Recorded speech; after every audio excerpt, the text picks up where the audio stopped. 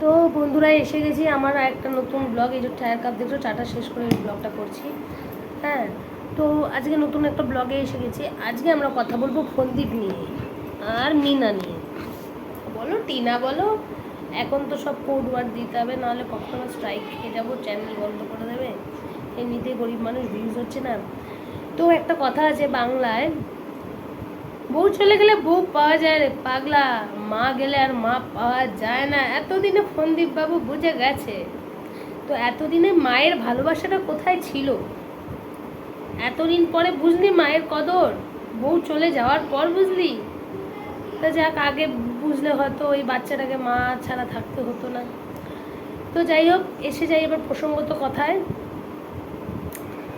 টিনা রানী এখন দেখাচ্ছে যে সে একটা বিপত্তারিণী পুজো করবে, মন্দির কিনেছে, সেটা ঠিক কথা। ওর এখন বিপত্তারিণীর মায়ের আশীর্বাদের দরকার, আমাদেরও দরকার, কারণ আমাদের চ্যানেলেরও ভিউজ হচ্ছে না। তো টিনা রানীর যেটা বক্তব্য, ও এখন কিনেছে তোমার একটা মন্দির কিনেছে, বেশ দেখতে সুন্দর, ভালো লাগলো। বিপত্তারিণী পুজো টুজো করবে। আর এদিকে ফোনদীপ মশাই কী করবে? ও ভিউজ বাড়াবেটা কী করে? তা দিদি বড় ব্লগার, বউয়ের সাহায্যে একটু চ্যানেলটা উঠেছিল, মানে বউ প্ল্যাটফর্মটা করে দিয়ে গেছে। ফোনদীপ কী করবে?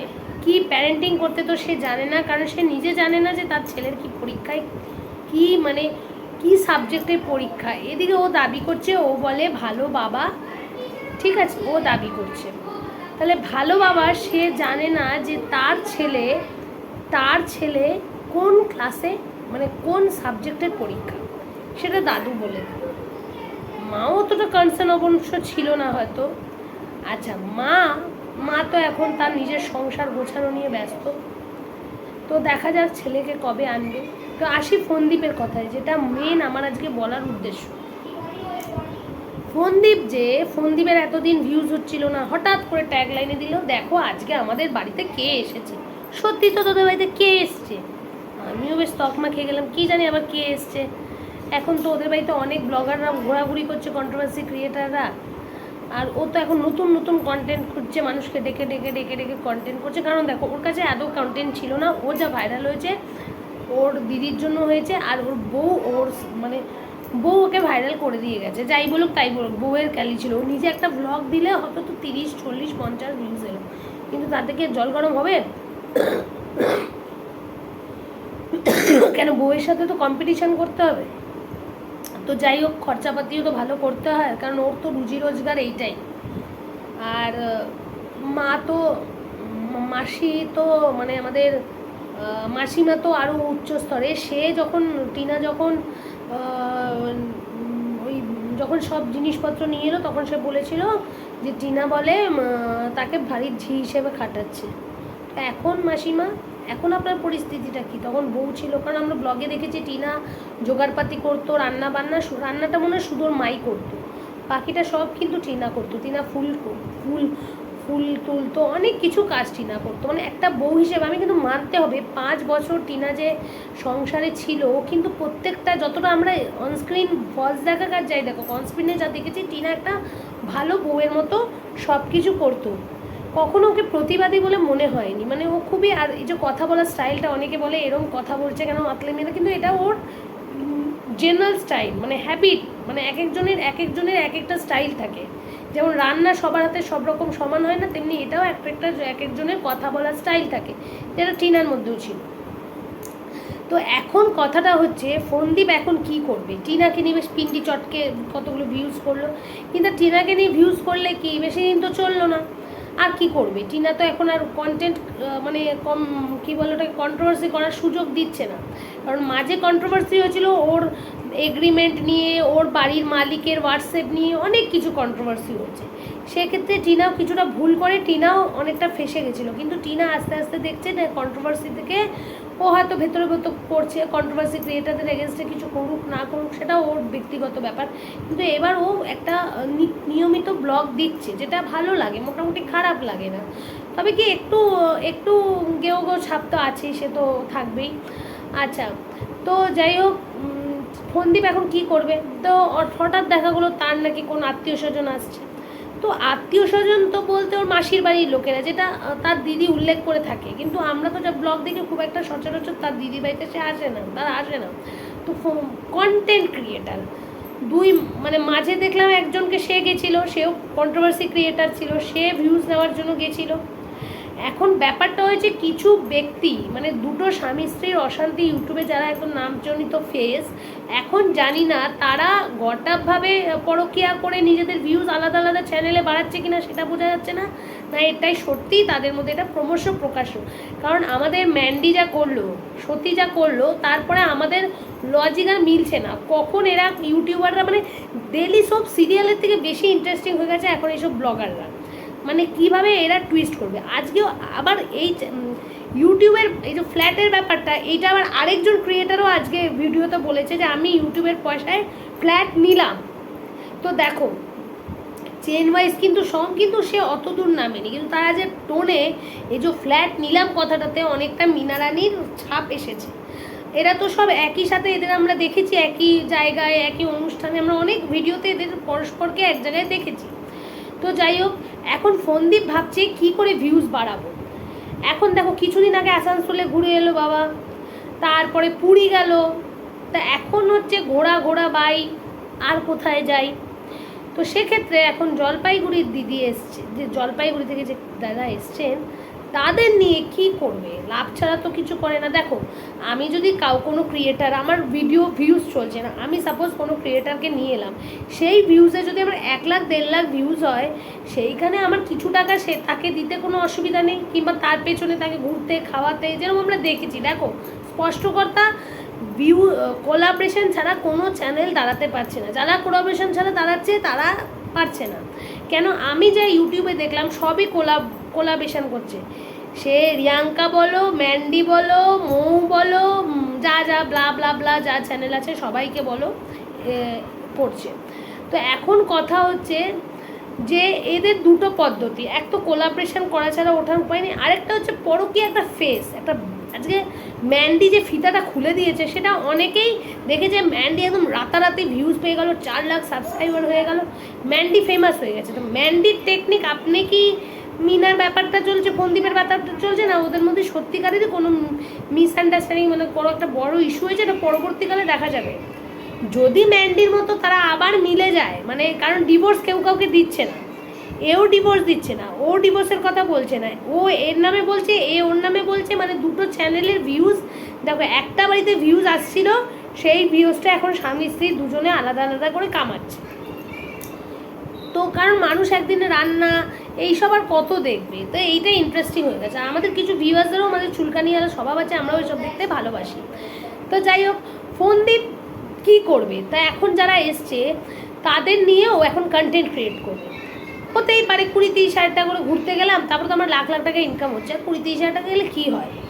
কিন্তু এই করে কি ছেলেটাকে মানুষ করছে, ছেলেটার প্রতি কই ধ্যান দিচ্ছে, ওদিকে মিনার দিকে আঙুল তুলছে যে ওনাকে ছেলেটাকে মানুষ করতে পারে না, কিন্তু ও তো একটা সংসার গুছাচ্ছে, সেই সংসারকে কেন্দ্র করে ও সব করছে। হতে পারে ওর কাছে স্বামী নেই, বাচ্চা নেই, এখন আদৌ আমরা জানি না ও বাচ্চার জন্য কাস্টাডি নিয়েছে কি না নিয়েছে, যতটা ও খোলাখুলি কিছু একটু বলেনি, সেটা ওর বলার দরকার, আর ওর বাচ্চাকে সাথে সাথে নিজের কাছে নেওয়া দরকার। কেন এই ফোনদীপ যা করছে আমরা দেখছি, ও মনে হয় বাচ্চাটাকে একটা, আমার যেটা মনে হয় বাচ্চাটাকে কেন্দ্র করেও নিজের চ্যানেলটাকে দাঁড় করাতে চাইছে অ্যাজ এ সিঙ্গেল ফাদার। হ্যাঁ, আর এদিকে মিনা বলছে আমি সিঙ্গেল মাদার, কিন্তু বাচ্চাটা রয়েছে ফোনদীপের কাছে। তো এখন ফোনদীপ ওই বাচ্চাটাকে কেন্দ্র করেই মানুষের ইমোশন নিয়ে ও ভিউজগুলোকে বাড়াচ্ছে। আচ্ছা, একটা কথা হচ্ছে, আজকে যাদের ওর চাকরি নেই বলে ওরকম করতে পারছে, আজকে যাদের চাকরি আছে বাড়িতে, তাদের আজকে লজিক্যালি দেখো বলতে গেলে মিনা বাচ্চাটার জন্য পারফেক্ট। কারণ হচ্ছে দেখো, ওর বাবা মা বয়স্ক, তাদেরও কোনো ছিঁড়িছাড় নেই, দেখেছো তো থাকা খাওয়া বলার।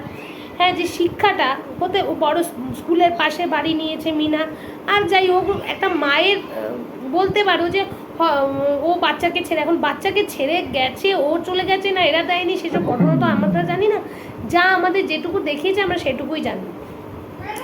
তা বাচ্চা নিয়ে এদের কী গল্প হবে সেটা তো পরে জানা যাবে, কিন্তু ফোনদীপ যে এই জিনিসগুলো করছে, এটা ও তাহলে কোনসা ভালো বাবা।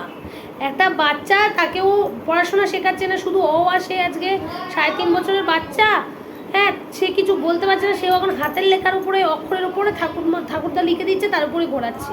তারপর কি বাচ্চা এমন প্যারেন্টস আছে যাদের সিঙ্গেল ফাদার, তারা বাচ্চাদের কত কেয়ার করে, ও বাচ্চার কোন পরীক্ষা সেটাই জানছে না, তো কী হিসেবে প্যারেন্টিং করবে?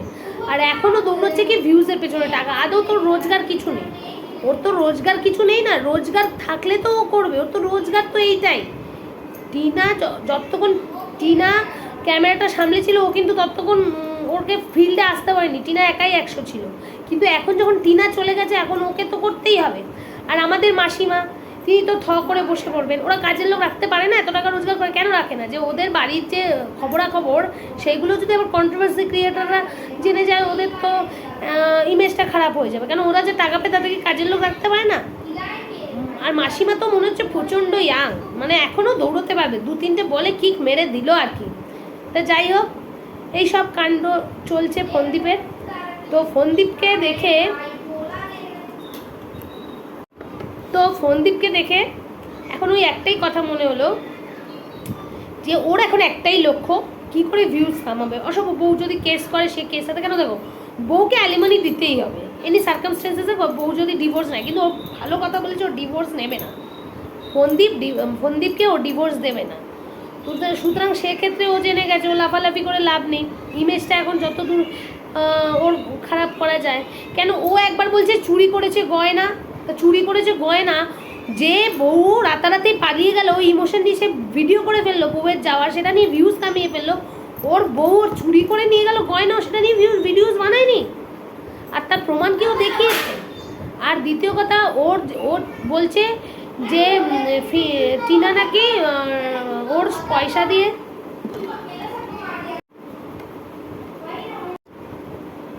সেই ভয়ে হয়তো প্রথম ক্ষেত্রে একটু এড়িয়ে গেছিল ওর স্বামীর ব্যাপারটা, বাচ্চার ব্যাপারটা, কিন্তু পরবর্তীকালে ও দেখছে এইভাবে হচ্ছে না, তখন ও দিয়েছিল, তখন ওকে ঘরটা খুঁজে দিয়েছিল, যাই হোক ঘরটা নিয়েছিল। পরে ও বলেছিল যে না, এগ্রিমেন্টটা আমার স্বামী, আমি ডিভোর্সি, আমার স্বামী বাইরে থাকে, যেটা আমরা শুনেছি, যেটা আমরা তথাকথিত দেখেছি, শুনেছি, কিংবা অন্যদের সাথে শুনেছি, সেটাই যা শুনেছি, আমরা তো বাড়ি গিয়ে দেখতে যাইনি। কারণ কিছু ভিউয়ার্সরা দেখছে, তাদের ভিউজের জন্য বাড়ি পৌঁছে গেছে। এখন দেখো, আমার 2 ছেলে মেয়ে আছে, আমার মেয়ে ক্লাস 10-এ পড়ে, ছেলে ক্লাস 6-এ পড়ে, আমাদের মতো অত ভিউজের কাইঙ্কা নেই যে আমাকে এটা করেই খেতে হবে, কারণ আমাদের হাজব্যান্ডরা যথেষ্ট রোজগার করে, এইটা আমরা কি ভালো লাগে করি, হ্যাঁ, তার জন্য যে আমরা একদম তার বাড়ি হয়ে পৌঁছে যাব, একদম ব্যাগে করে ভিউজ নিয়ে আসতে। কিছু কন্ট্রোভার্সি ক্রিয়েটারদের তো আমি দেখি, নাম নেব না, হ্যাঁ, তাদের দেখি। তো যাই হোক, এই জিনিসটা দেখছি, আগে বুঝতাম না, এখন বুঝি যে এরা এদের বাড়ি কেন যায়, গিয়ে ভিউজের কালেকশনের জন্য। আজকে আমার চ্যানেলে যদি দুবার কোনো নাম করা ব্লগারের ছবি রাখো, তাহলেই তোমাদের আমার ভিউজ আপ হবে, তো এটা বাধ্য কথা। তো এই জন্য ওরা গিয়ে এই খবরগুলো কাটাচ্ছে। আবার এখন কিছু কন্ট্রোভার্সি ক্রিয়েটাররা, তারা আবার হোয়াটসঅ্যাপ রেকর্ডিং, এসব যেটা লিগালি উচিত না। দেখো, আমার কথাটা হচ্ছে, এটা আমাদের প্রফেশন, আমরা সবার কলিগ, কিন্তু এখন এই কন্ট্রোভার্সি ক্রিয়েটারদের মধ্যে আর এই ব্লগারদের মধ্যে এমন একটা দ্বন্দ্ব হয়ে গেছে, কে কার আগে যাবে। প্রাইভেট বাস দেখেছো না, একজন আরেকজনের আগে দৌড়াও, একজনের ভিউজের জন্য মারামারি কাটাকাটি যা হচ্ছে। তো কথাটা হচ্ছে ফোনদীপকে নিয়ে, যে ফোনদীপ এখন বেড়াতে যাবে। আচ্ছা, মাসিমা তো খুব ইয়াং, মাসিমা, তাহলে এখন মাসিমা তোমাকে কে সাহায্য করছে? তখন তুমি বলেছিলে তোমার বউ বলে কিচ্ছু করতো না, তাহলে বউ কিছু করতো না, তা আমরা তো ব্লগে দেখেছি যে টিনা কি করতো না করতো। সেক্ষেত্রে টিনা কিন্তু ভালো ব্লগ করতো, এবং টিনা যখন ব্লগ করতো তখন কিন্তু টিনার ব্লগ বেশ দেখতে ভালো লাগতো। এখন ফোনদীপের ব্লগ দেখতে ভালো লাগে না, কারণ দেখ, মেয়েরা মেয়েদের ব্লগ দেখতেই অভ্যস্ত।